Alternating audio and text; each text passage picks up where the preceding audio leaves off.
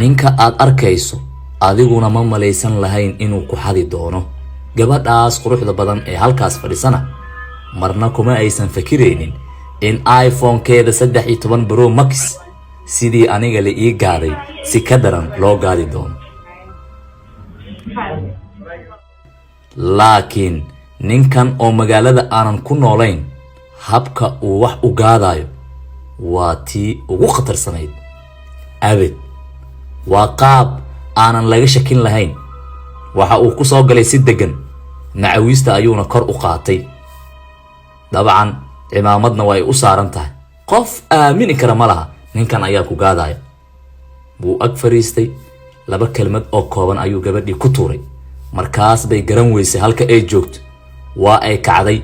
waxa ayna isku daydeen dhinac kale ay wax ka soo qabato wuxuu doonaa waxa u sheegay ninka si farsamaysan oo aan la fahmi karin ayuu hawshiisii u sii wataa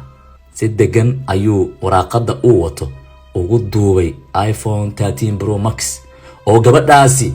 uga dhigan wax kasta waayo sawirada uu qaadayo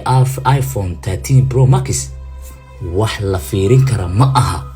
xaadaada ayaa soo baxaysa uma baahnid labeentii oo sax ah ayuu ku saaraya gabadhaasna iPhone-ka laba marba faa'iido u leeyahay waa mar oo ay bidhaanteedii dumarnimo quruxdeedii ku muujinayso iyo mar uu ugu keedsan yahay sawiro muhiim u ah nolosheeda sidaad arki kartaba mobilka si degan oo dhib yar oo sakana gudahooda ayuu ku duubtay waxa uu dhax gashtay waraaqada cad ee uu gacanta ku haystay muxuu yiri markuu baxay gabadha banaanka taagan ma soo xareeya soo gal ma dhaha gabadha ila socota habkan ayaa loo bariiseeyaa haddii kale